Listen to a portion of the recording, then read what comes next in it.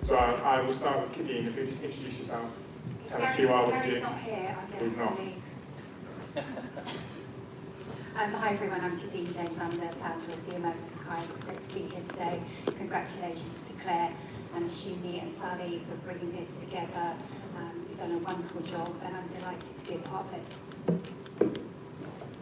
Hi everyone, I'm Isabelle Sainty. I'm the head of brand at Draup, which is a platform for digital fashion. We have just launched, so it's great to be here and I'll pass over. I'm the one that stole Gary's place, so thank you for having me. Very last minute. I'm Gestel. I'm here for EPAM. EPAM's a digital transformation business. We have engineers all over the world making the scaffolding of many of the great things you see today. My background's marketing, and delighted to be here today. Thanks, got my own, I'm the moderator, got my own microphone. And I'm James Joseph. I founded Cyber Magazine. We are a futurist magazine, which is a print magazine, but we are augmented reality enabled. So you scan the pages, they come to life in 3D. We've done covers with Crime, Cyberpunk 2077, Clever and Sega, Artifact, and we're trying to merge physical and digital in this modern world of media. So yeah, I'm going to jump straight into it. I mean, a few of my questions are aimed at Gary, so I'm going to skip a couple of those.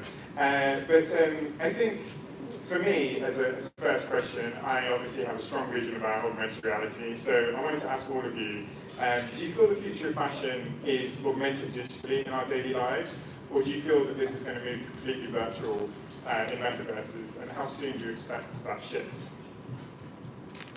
I've got the mic, so that means me.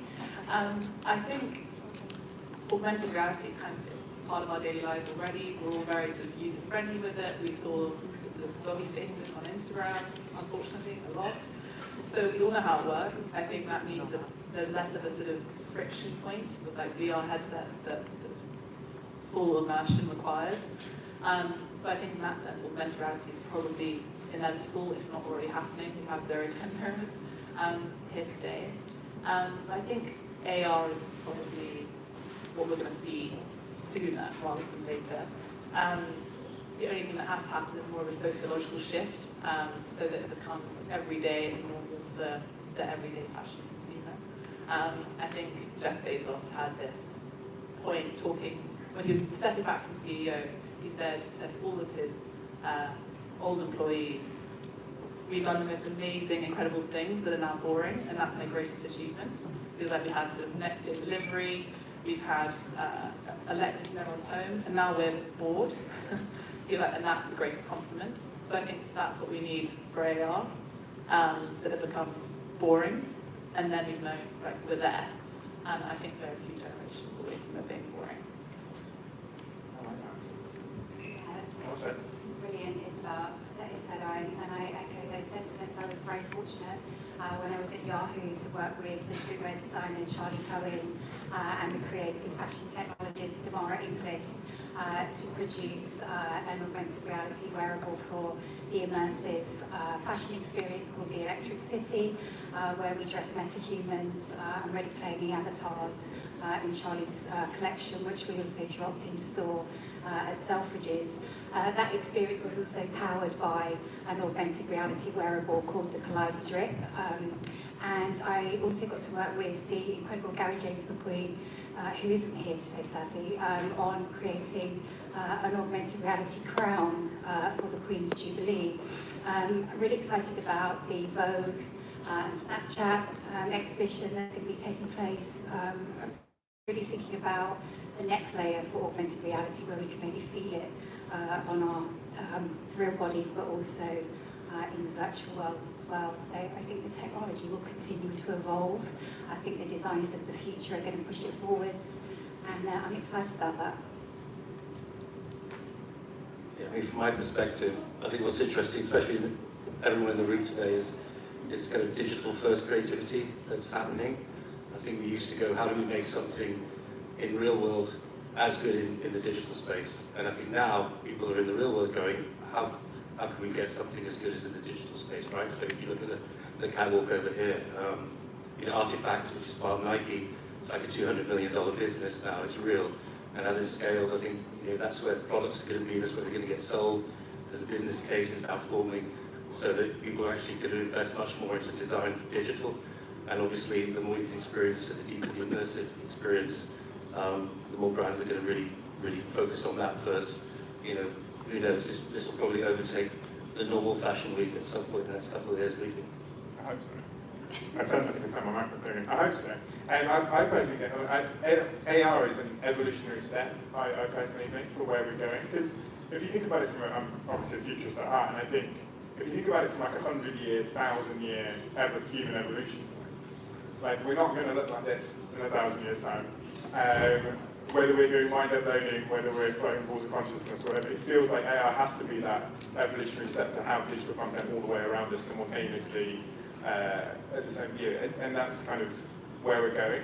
But it's interesting to me that you know, I was just learning a bit about you, and I think like you were a marketing director at Bacardi previously, and we've seen kind of brands like Absolute have done a collaboration with IVF recently, which was awesome. I love that. And it was really powerful. And how do you feel that like Titan traditional brands like that, how can they preserve their brand in Web3, and how can they do it in an inclusive way, do you think?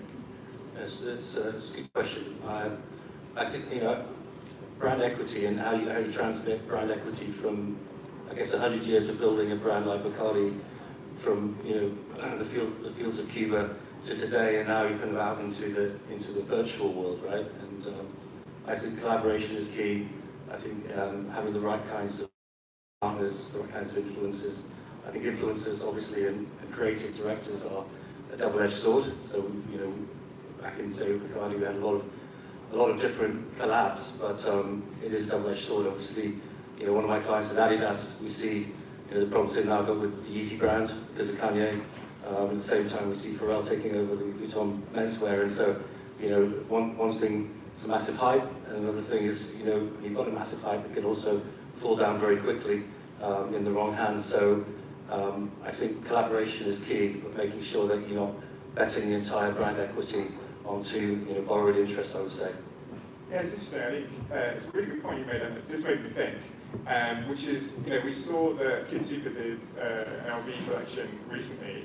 And a colleague of mine was chatting, and we were saying that, well, potentially this is going to be the first time that we're not going to have like a creative director at a big house like that.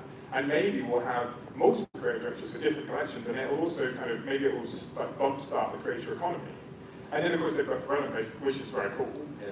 So it didn't go that way. But I'd be interested to talk to you three about, in Web3 and as we move forwards in digital, do you feel like with the creator economy growing and brands like Artifact really championing the creator economy, are we going to see a difference with the creator director? Are we going to see a less of a top-down structure, do you think? Yeah, I mean, my view is that the pace is just increasing, and the hunger for innovation is just going to multiply, you know, every season, every quarter. So I think, you know, the need to bring in new talent and digital-first talent is going to, you know, be a force multiplier for the brands that really understand it and get it right. Yeah, and when it comes to the sort of context of Draup, where it is a digital fashion platform that brings on different designers where they can sell their wares on our platform. And I think what's exciting for creators at this time is you get the opportunity to build your whole world without really that much upfront cost. I mean, Instagram allowed that for designers of today, where people who aren't in major cities are now creating brands, which is so exciting. But you still have supply chain costs, production, selling, having to be at fashion weeks, and that is just financially prohibitive. But now, with this creator economy, we're going to get really big names popping up everywhere, which I know as preaching to the conversion, we all know that's what's exciting about digital fashion. But I think we're going to have people's voices, which are just so different because they're going to be happening in their own microcosm, and then coming into these big brands for collaborations with just a totally different perspective. So yeah, it's very exciting. Yeah, I echo everything that Alex and Isabelle have just said so eloquently, and I'm thinking a lot about the opportunities for brands to digitise their collection, the next layer of funding that's going to bring to their businesses, and equally for the creators and the designers of the future that are designing using the technology of our time.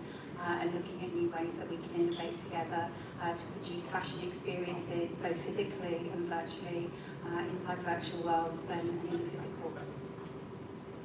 Actually, one more point on that. I was speaking to the ex-CEO of Webit, and we were talking about the sort of route in as a creative.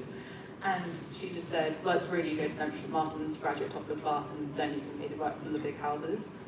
And I mean, we know that's not the rule across the board, but that's changed so much, and it's really exciting, and I'm glad that sort of all this garbage in place. You say that, it's interesting because I feel like I'm very on board with that, but it's, I feel like it isn't changing that dramatically, that quickly, and I'd like it to be better. And actually, I'm going to jump straight back to it because it links, which is, so with Draup, Danny put out a white paper, and that white paper was about a platform, and it was about empowering, exactly what he's talking about, giving designers more of the pie, instead of other platforms that maybe take more of a lion's share, etc. But recently, you've actually evolved kind of more to a brand model as well. I'm not sure if that's known. I'm not sure if I was allowed to say that. But yeah. So why is that? What's the pivot and vision there? Yeah, so the white paper, for those who didn't read it, we are a digital fashion platform. We're also going to have a virtual wardrobe, which is more of a sort of luxury experience as opposed to just your wallet to keep the digital assets. And then also there'll be the opportunity for resale and renting your digital garments. What we've decided to do, as you said, is introduce our own brand, kind of like the Moncler Genius model, where we might collaborate with artists, because we think that even though the digital artists are amazing and varied, there hasn't really been a crypto-native digital fashion catered for. So we're going to introduce generative fashion design, essentially. So the code is the couture. Interesting code means the value of the garment is exciting. So it's a sort of new way of purchasing as well. When you go to mint a garment, you get a one-off because it's been generated in the moment you purchased. And so we thought we'd kind of just show an example of that to start with. Also build our platform as a brand alongside a real brand like the Moncler Genius model to sort of validate what we're doing. And it's also exciting for us. We get to sort of sit in the creator's shoes for a little bit so we understand who's coming onto our platform. I love the Moncler Genius model. It's epic. So many people try to copy it and fail, so I just hope we're not that. So to everyone, I mean, the title of this talk has the word couture on it somewhere. It's been taken out, but there we go, which it was originally. But I just thought, like, can digital fashion ever be couture? The mass digital fashion model leads to ready-to-wear, really. Is there a future for completely bespoke individual digital garments? Without doubt, I think everybody knows that in this room. It's happening now, and I think everything that designers are producing physically, that brands are producing physically, will exist in the digital space, whether that be through an augmented reality wearable, couture experience, or a fashion experience that you can wear inside your avatar in the metaverse. I also wanted to talk a bit about interoperability, and I think that's really lacking at the moment, and there needs to be more conversation around how we tackle that. I love what you say, Isabelle, about the opportunity for digital fashion to unleash this new way to maybe think about how we wear fashion, but equally thinking about how it can be more sustainable. So couture experience in the future could also enable an opportunity to allow us not to damage the planet as much as we are. But those are, my kind of initial thoughts. But I think the interoperability, the wallet experience, and then the enabling of that around your digital closet and how you take that across multiple spaces and virtual worlds is something that we need to unlock and get more thought to. Yeah, I think in a way, digital fashion is kind of maybe closer to couture than ready-to-wear. And the reason being, there isn't maybe a focus on wearability in couture. It's very collectible, it's one-off, and you can experience the same thing with digital fashion. And I'd say also the designs, aesthetically, are maybe more otherworldly in couture, and that's what we're seeing in digital fashion as well. So that sort of idea of collecting and creating a collection in your wardrobe, which is a bit more precious, I like to think could be more native to digital fashion, which is exciting in itself. And I think from my perspective, it's the opportunity, again, from going from a digital first back into the real world. So if you can somehow be involved in the creation or the customization of fashion. So if I've got a Burberry trench coat, then I can make it that much more special for me, personalize it, and then that can be printed into the real world, and I can wear it physically, and then I've got a twin of that, but kind of something that I can kind of keep that has value and has authenticity for when we sell it. I think that's where it kind of gets interesting, where it's a two-way conversation between product and virtual product. I think, like, I'm going to move slightly on, but in terms of preserving the brand identity, I'm not going to make this a legal talk, promise, but it is important to talk about because I feel like a lot of people miss this a lot of the time. But, you know, for brands and designers, what do you feel is important to protect and cement the brand from the very beginning? I don't know who's most aligned with this. Maybe Alex might be, given your background, but yeah. Yeah, I think really understanding who you're for, right?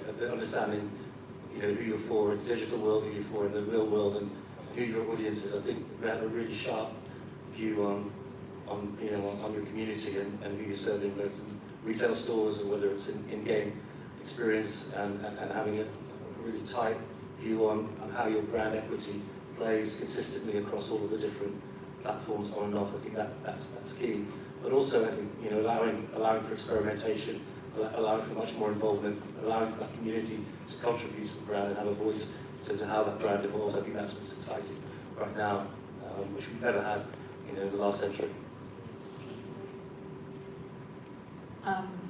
Legal makes me think of metawork. Well, that's the next question. You got my follow-up question before I managed to ask it. Sorry. Go, shoot.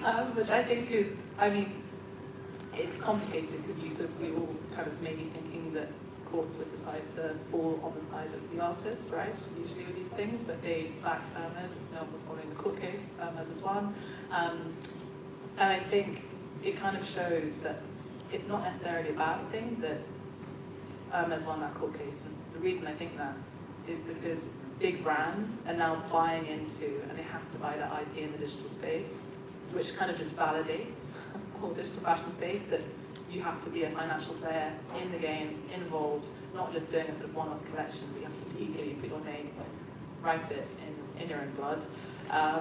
And so I think it shows an exciting direction, digital fashion. And it also means that we'll have to lawyer up, but that's not a lot of thing.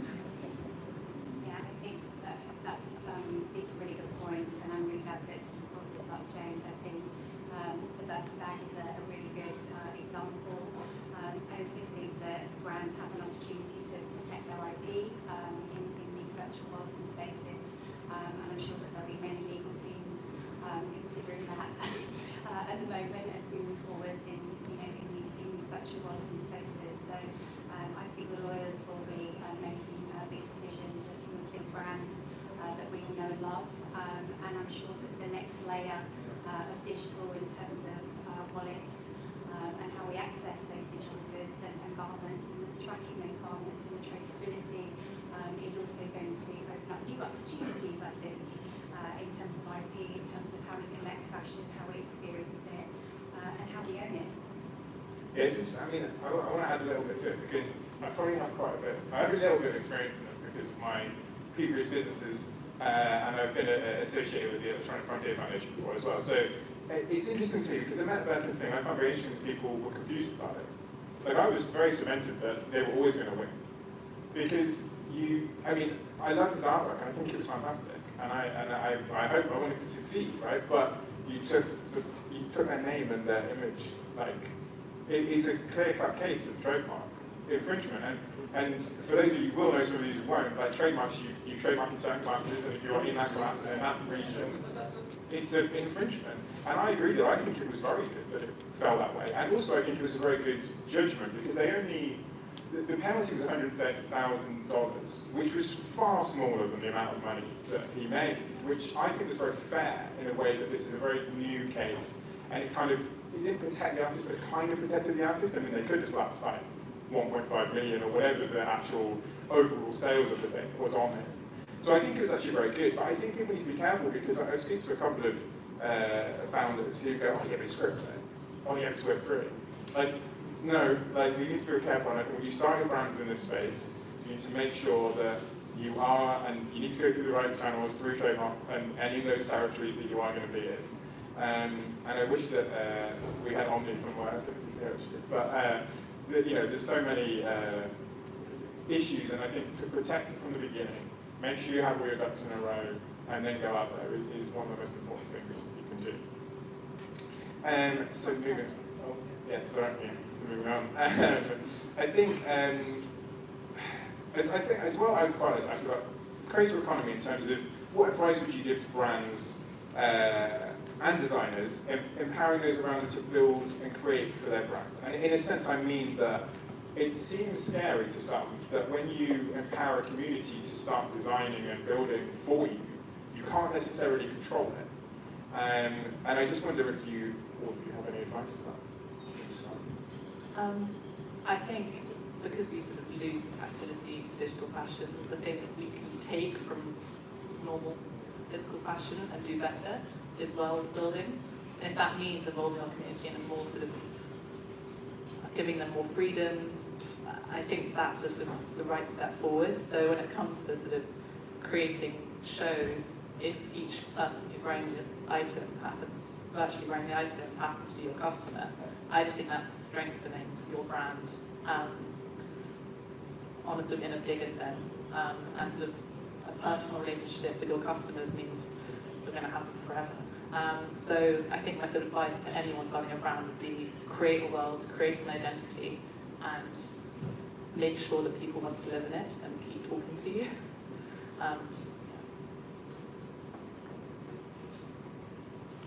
I think it kind of goes back a little bit to opening up the aperture. If you're a brand these days, you need to open up the aperture. And luxury brands in particular are very tightly controlled, right? I think where you see certain luxury brands like Gucci saying, actually, we're going to open up the aperture. We're going to open up our brands in collaboration with sportswear or with other young designers, or even how they treat social media in terms of their openness. I think that's a path to the future. I think that is what's going to happen more. I think on high street, when you look at brands like Uniqlo, in terms of what they're doing with little capsule collections and bringing excitement and dynamism to the high street, through bringing luxury down into the store, I think is really interesting. I think it makes it more accessible, more interesting. Gets younger people involved. So I think that that's where it's going to go, rather than kind of tight control, which is kind of the traditional story of Hermes, I guess. You want to add anything? Yeah, I did actually, James, thank you. I was thinking about some of the young designers that I'm working with within the Immersive kind, and thinking about ways that we're supporting them to digitise their collection, making sure that those relationships are fair, making sure that those designers are rewarded for the work that they do, and making sure that they own the asset and that they also have a stake in their brand, being able to take it forwards. And I think that through collaboration and enabling and fostering these opportunities for the designers of the future and funding their brands is also something that we're trying to do much more of. I'm also thinking about ways that big brands can support the next designers of the future and fund programs to support those designers so that they have the digital skills to enable their brands in the next layer of the internet. So I think there's lots of thinking to do about that.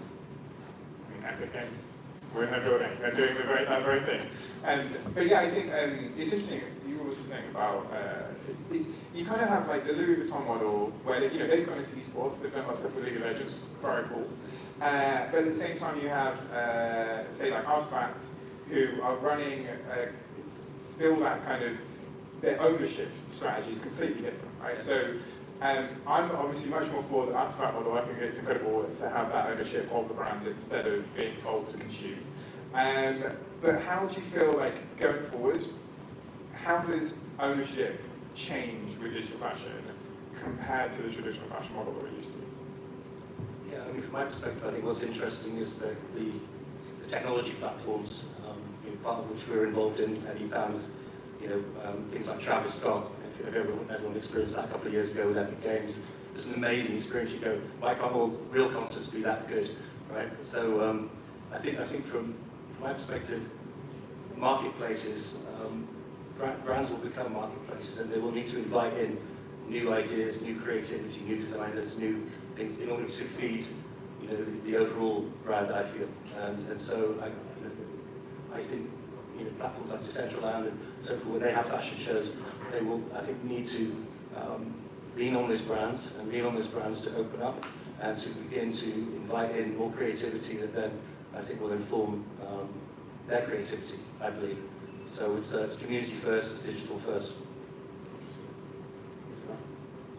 Yeah, I think it also depends who you're speaking to, because if the brands are speaking to their existing client base, and the client base has never heard of luxury fashion, then you're going to have a sort of user problem crossing over into that new realm. But if, for example, Louis Vuitton is trying to access the community who are already purchasing digital fashion, then they have to come to the creators who are already catering to them and understand the community, they know what this goal is. So I think it sort of depends who you're trying to access, essentially. Yeah. Yeah, I think that. I think it's about knowing your audience and also thinking about the next generation that are going to be buying your products in those virtual worlds and spaces, and how you're going to be selling to the next generation and future audiences at scale through virtual worlds and spaces, and also in retail stores. Thanks. So my final question is a bit thin, so I'm actually going to say that I don't want any hyperbole in this question, in the answer, sorry. Obviously as a futurist, I'm always thinking 100 years ahead, 50 years ahead. Where do you all see digital fashion in 2053? No hyperbole. Go. Great. What I'd like to see is the use case is boring and quotidian. We're all like, we all do it without even thinking about it. I like this idea we were talking about earlier. It's right. I just want it to be really every day, but then aesthetically, I want us to never get bored. So I just hope that means we're having more and more talent coming in with new ideas. Like, the fashion industry has not run out of ideas, and we should be the same. And by we, digital fashion. So that's what I'm hoping, new ideas, but we're all bored of the format because we all know how to use it. That's what I'm looking for. 50 years from now, I don't know. 30 years from now. I don't know. For me, I don't think the digital word will exist, right? It doesn't really exist so much anymore. But I'd like creativity overall to be an industry, and fashion being a part of it, art being a part of it, music being a part of it, self-expression being part of it.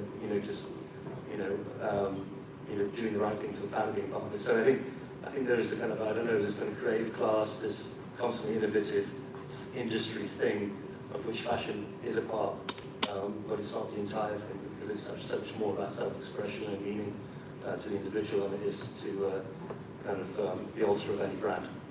I like that. It's a very utopian vision. I like it a lot. I love that, Alex. And I was thinking about my digital wardrobe and gifting it to my own nieces and nephews and off-world living and other planets that they might be living on, and how they're going to be wearing fashion in the future in other worlds, not this one. Thank you very much. Well, before I say thank you to our panelists, I would like to see if we have any Q&As. It's always kind of my favourite bit for other people to ask questions that I don't have to think of necessarily. Can I run your microphone? Yes, I'm going to run your microphone. What an amazing panel, and thank you to all the great panelists, great moderator. Would love to ask your take. Do you think we'll ever get to the stage, especially in the context of interoperability, when the quality assurance bit is not done manually by human interactions, but it's actually part of the technology, that will, in a way that will enable the designer to kind of maintain a degree of control about how their IP gets represented in the digital space? Big topic, accountability. I think it's going to be platform dependent. So if the platforms who are sort of hosting or games are hosting the different creators' assets, it's going to be up to them if they want to keep and retain customers to make sure that they can have any file format in their domain, so it can transfer across and creators can keep their quality control. I feel if one platform decides that they can host any sort of quality, everyone's going to move to there, so it's in their own interest to basically make it as accessible as possible, I think. Yeah, I echo everything that Isabelle says always. But I also think that artificial intelligence is going to reimagine all of that. We're only just on the cusp of it, so it's a brilliant question. And I think we're going to see AI being used to rewrite rules of fashion as we're witnessing kind of it right now. Yeah, great question. I think the technology is there, right? It's already way ahead of us. So I think it's just the human application that is catching up. So I think yes, interoperability, massive issue still, and being able to take one thing to the next thing. From a platform perspective, we need to kind of smash all of that, I think, and come up with a common standards where you can move from one place to another without having to buy more, do different kind of behaviours that should be much more seamless. I think that's where we'll be in the next year or two. But technology exists. It's we just need to catch up with it. Thank you. Amazing.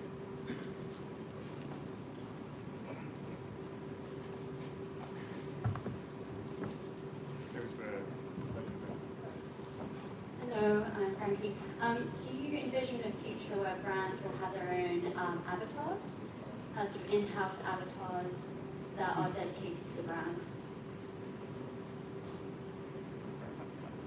Can I just say that I think every brand's going to have its own AI, let alone its own avatar.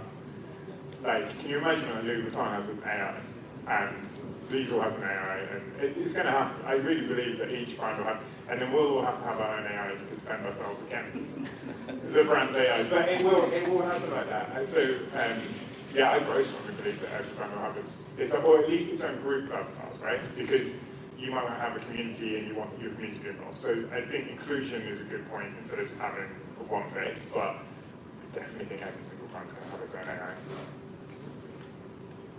Yeah, we've got a physical kind of robot in our office called Vicky.